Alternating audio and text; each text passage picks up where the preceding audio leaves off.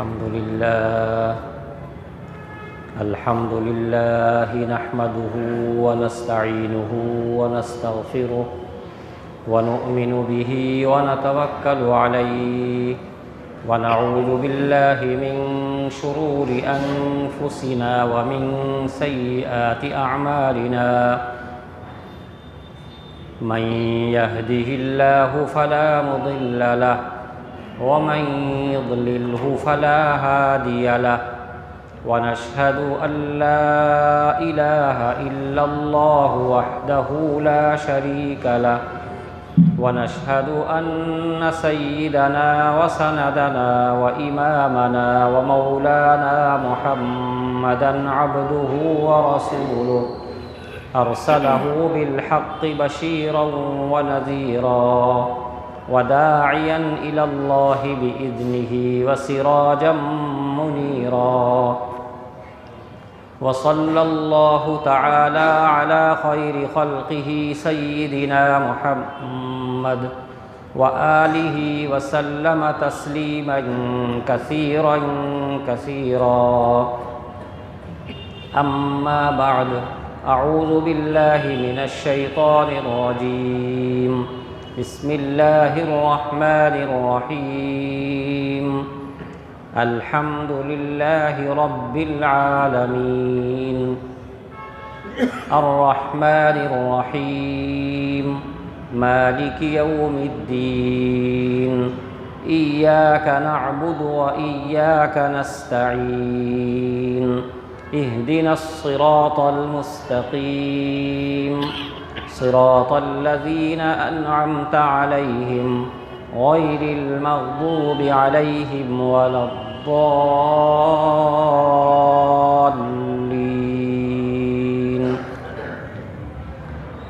آمين صدق الله العظيم.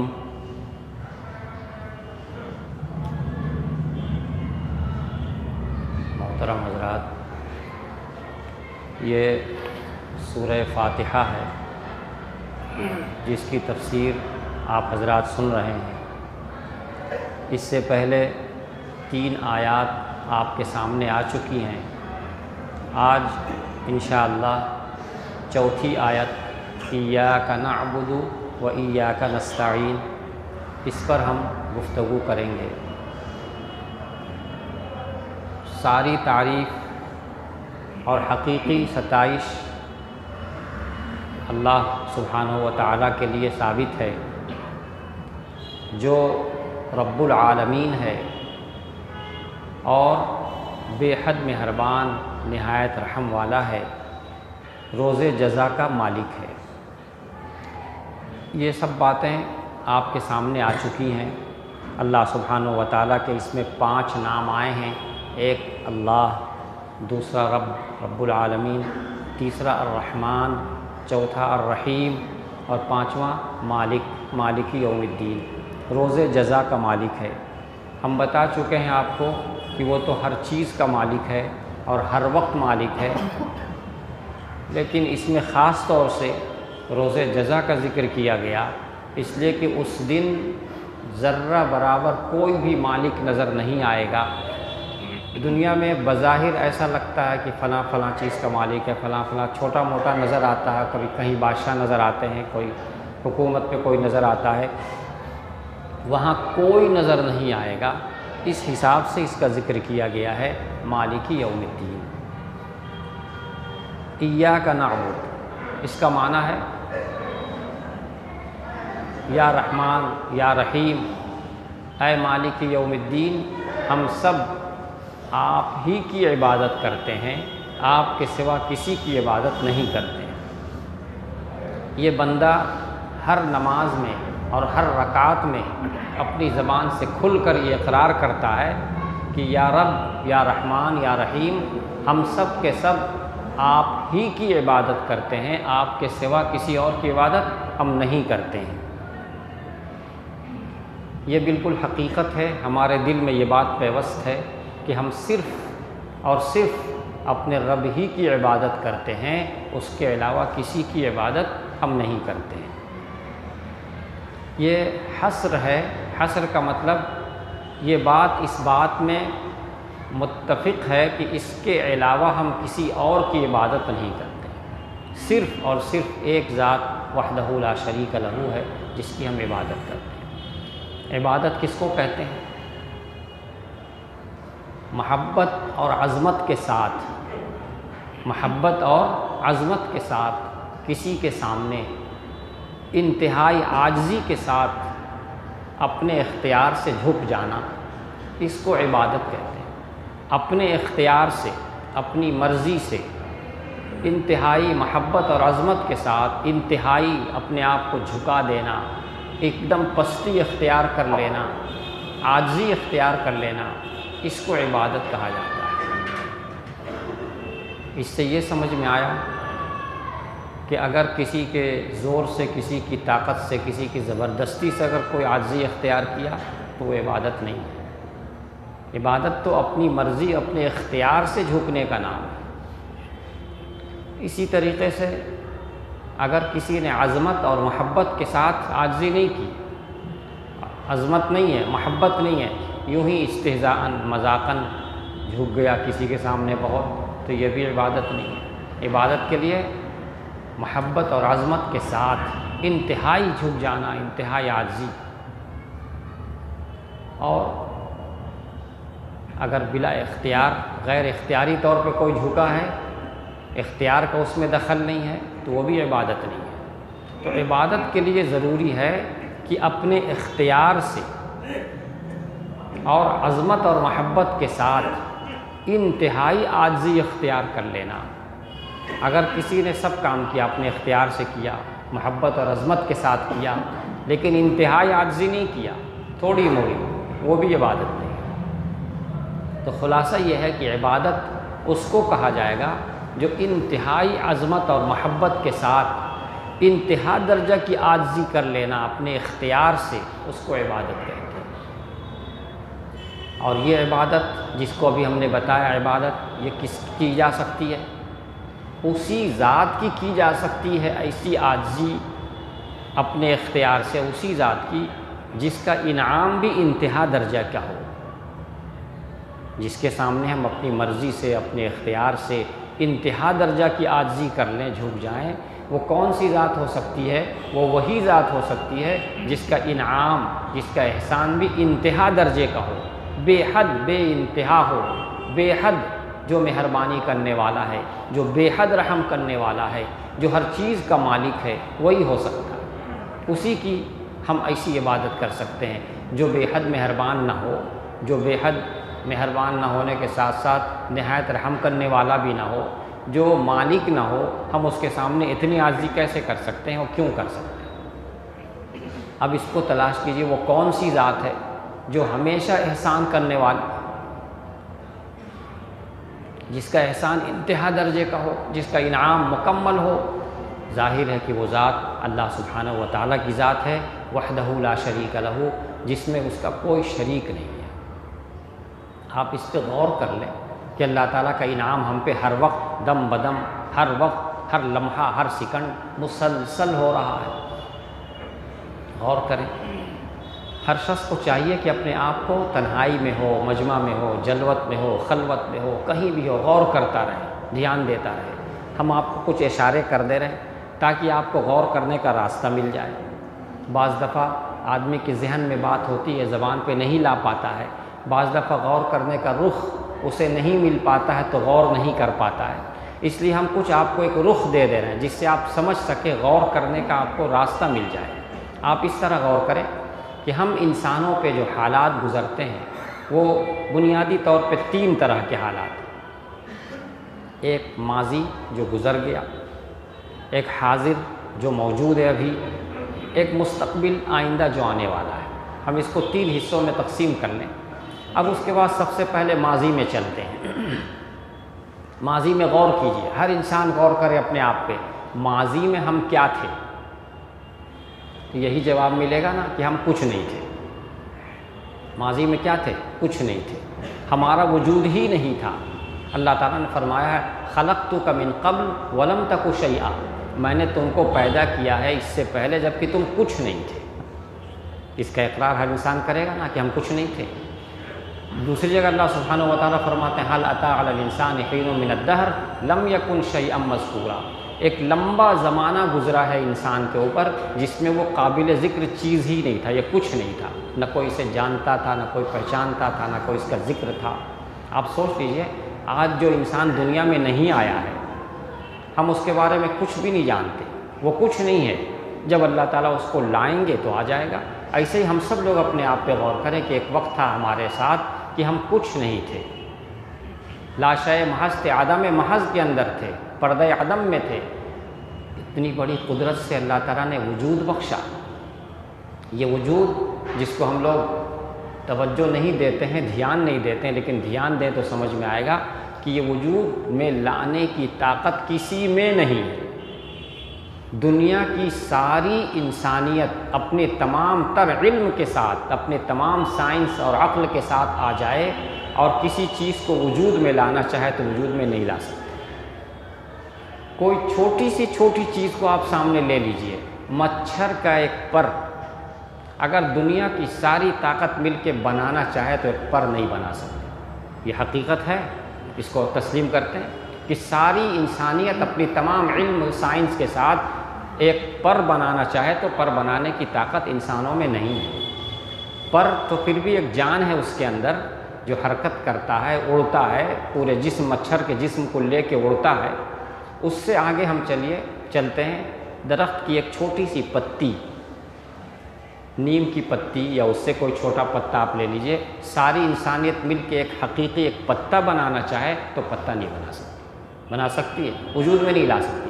تو انسان اتنا بے بس، اللہ تعالیٰ نے اپنا انعام یہ کیا، اتنا بڑا انعام کہ اس کو وجود بخشا، وجود بخشا۔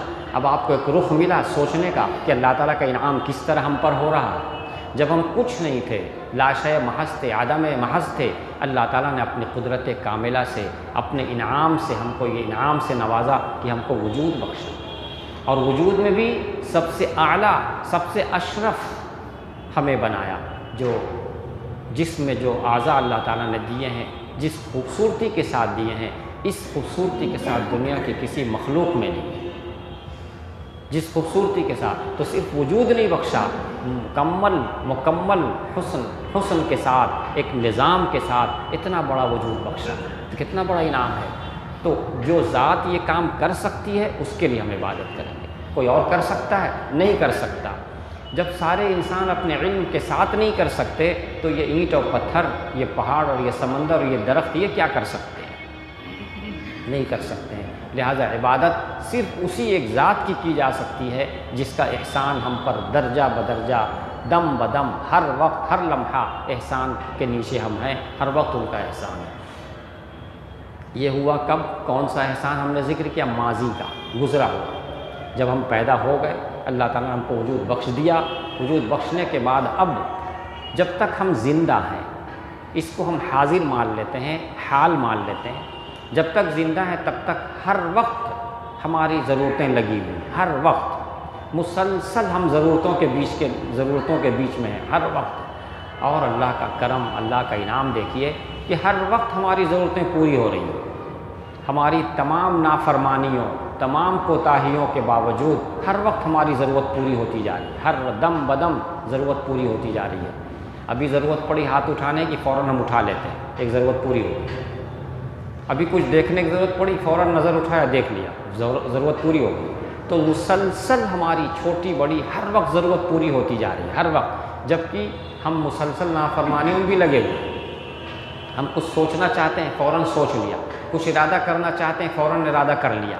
تو ہر وقت اللہ تعالیٰ کی نعمتوں کے اندر ہم ہیں، مسلسل سانس لینا یہ ایک ضرورت ہے ہماری، چھوٹی ضرورت ہے یا بڑی ضرورت ہے؟ بتائیں آپ۔ یہ سب سے بڑی ضرورت ہے، سانس بند تو سب بند، یہ سب سے بڑی ضرورت ہے۔ اب ہر وقت یہ ضرورت پوری ہو رہی، جہاں ہیں وہیں ضرورت پوری ہو رہی، گھر میں ہے تو، مسجد میں ہے تو، سڑک میں ہو تو، راستہ میں ہو تو، کہیں بھی ہو، ہر وقت یہ ضرورت پوری ہو رہی۔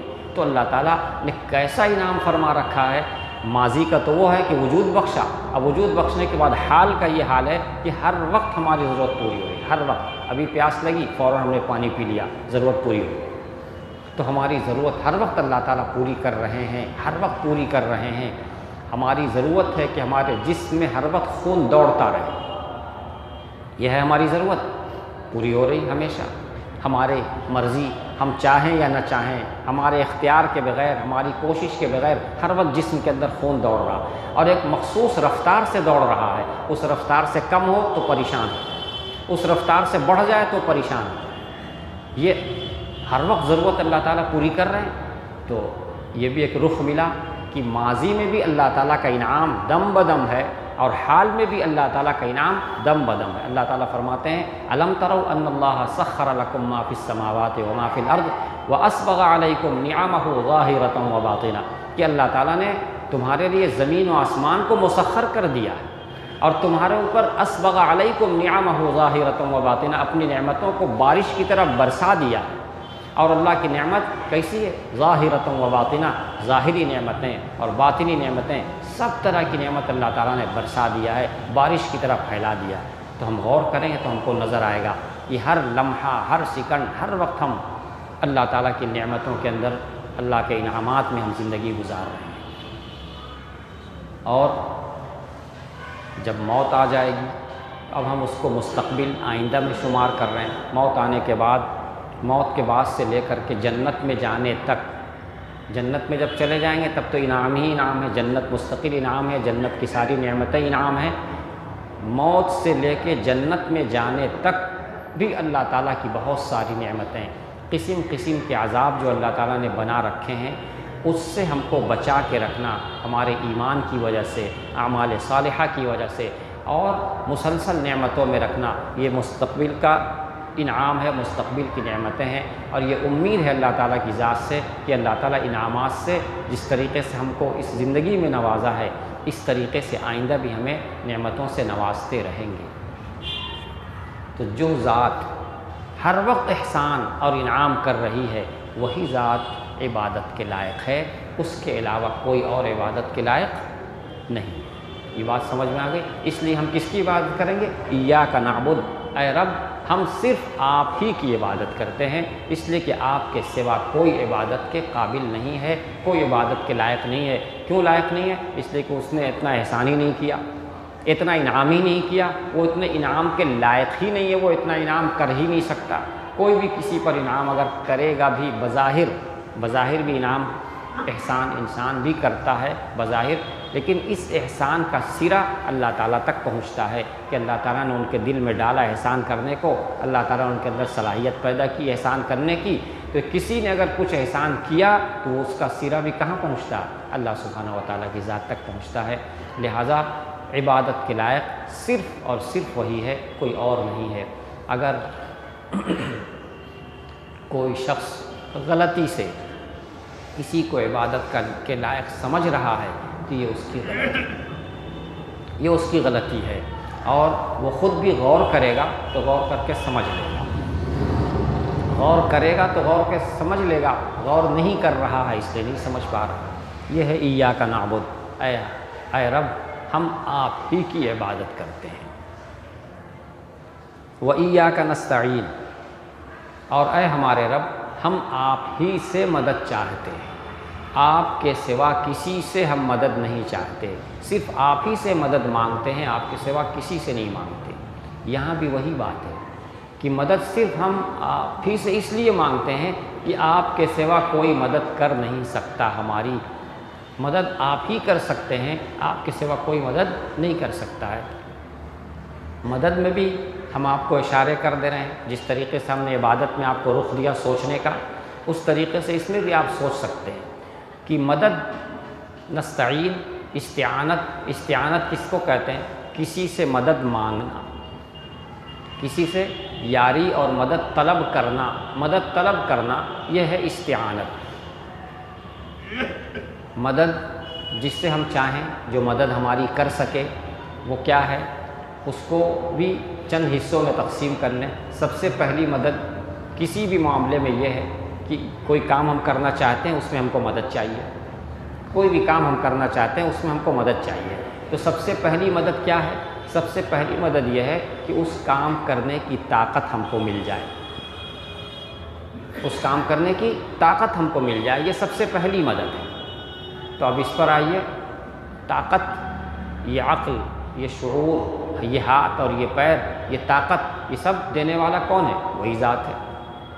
تو سب سے پہلی مدد کہ ہم کو طاقت ملے، اللہ تعالیٰ نے ہمیں طاقت عطا فرما دی ہے، قدرت عطا فرما دی ہے، ہاتھ دیے، پیر دیے، عقل دیا، شعور دیا، سوچنے کی صلاحیت دی، سمجھنے کی صلاحیت دی۔ یہ پہلی ہے مدد کا پہلا حصہ ہے، طاقت آ گئی۔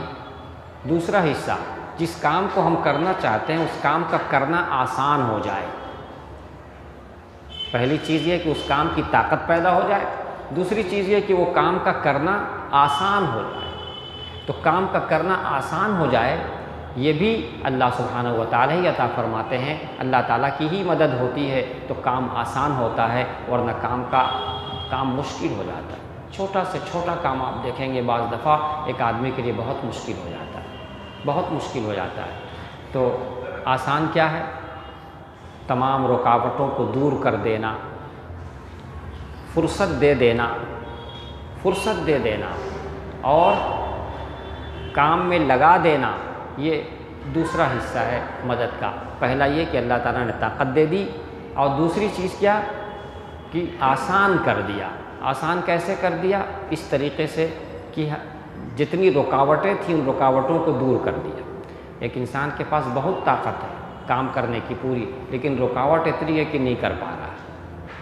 طاقت ہوتے ہوئے رکاوٹ ہے، نہیں کر پا رہا، تو اللہ تعالیٰ طاقت عطا فرماتے ہیں نمبر 1 پہ، نمبر 2 پہ آسانی مہیا کر دیتے ہیں، آسان کر دیتے ہیں۔ آسان کیا ہے؟ رکاوٹوں کو دور کر دینا، فرصت دے دینا۔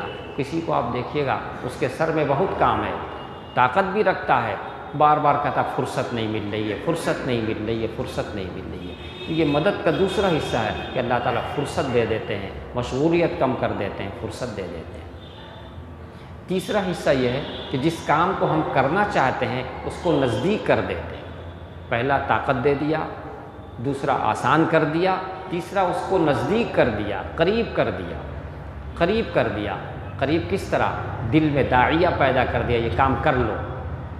ورنہ آپ دیکھتے ہیں کتنی مثالیں ہم آپ کو دیں، ایک آدمی کے لیے کام بہت آسان ہے، اس کا جی ہی نہیں چاہتا کرنے کا، کسی طرح جی نہیں چاہتا، دل میں خیال ہی نہیں پیدا ہو رہا کہ کرنا چاہیے۔ ایک صاحب نے اپنے بیٹے کی نوکری لگا دی، بہت اچھی نوکری لگا دی، لگ گئی۔ بیٹے صاحب ایسے جانے کے لیے تیار ہی نہیں، بار بار سمجھا رہے ہیں چلے جاؤ چلے جاؤ، جاتا ہی نہیں۔ جس جگہ نوکری لگائی گئی وہاں کا مالک اپنے آدمی کو بھیج دیا، جاؤ اس کو بلا کے لاؤ، اس کا کام اس کو لگنا چاہیے، جا ہی نہیں رہا۔ دیکھیے صاحب، سب کچھ ہو گیا، کام ہو گیا، نام آ گیا، سب ہو گیا، جانے کے لیے تیار ہی نہیں۔ اس کے دل میں داعیہ ہی نہیں پیدا ہو رہا، خیال ہی نہیں پیدا ہو رہا کہ مجھے جانا چاہیے، مجھے جانا چاہیے۔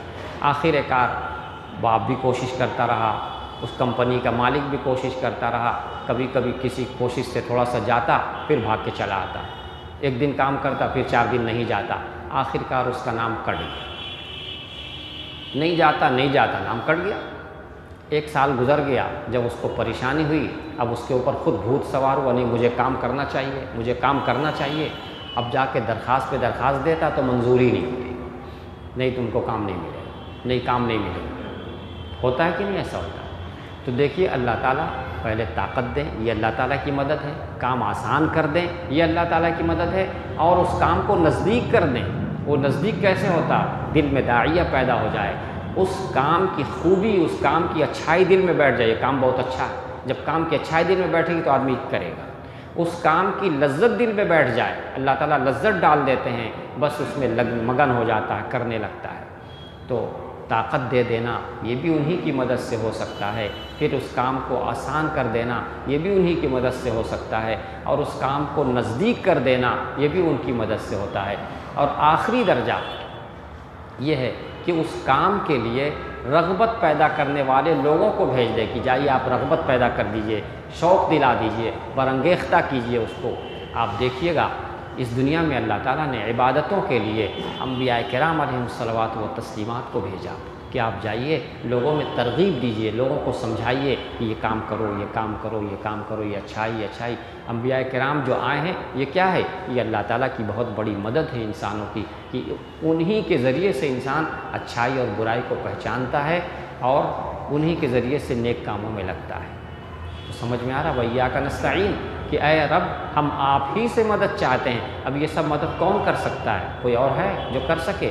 لہذا خلاصہ یہ نکلا کہ عبادت بھی ہم صرف اور صرف اللہ وحدہ لا شریک لہ کی کریں گے، اور مدد بھی ہم صرف اللہ وحدہ لا شریک لہ جو مالک یوم الدین ہے اسی سے مدد مانگیں گے۔ حقیقی استعانت، حقیقی مدد ان کے علاوہ کوئی اور نہیں کر سکتا ہے۔ اگر کوئی کچھ کرتا ہوا نظر بھی آئے تو وہ بھی ہم بتا رہے ہیں آپ کو بار بار کہ اس کا بھی سیرا وہیں سے ملتا ہے۔ اگر ہم کو لگ رہا کہ سورج سے ہم کو فائدہ پہنچ رہا ہے، اگر ہم کو لگتا ہے کہ چاند سے ہم کو فائدہ پہنچ رہا ہے، سمندروں سے ہم کو فائدہ پہنچ رہا ہے، بے شک پہنچ رہا ہے، لیکن یہ فائدہ اس میں آیا کہاں سے؟ اللہ تعالیٰ ہی سے آیا، اللہ تعالیٰ ہی کی مدد سے آیا ہے۔ لہٰذا یہ سب اللہ تعالیٰ ہی کی مدد ہے۔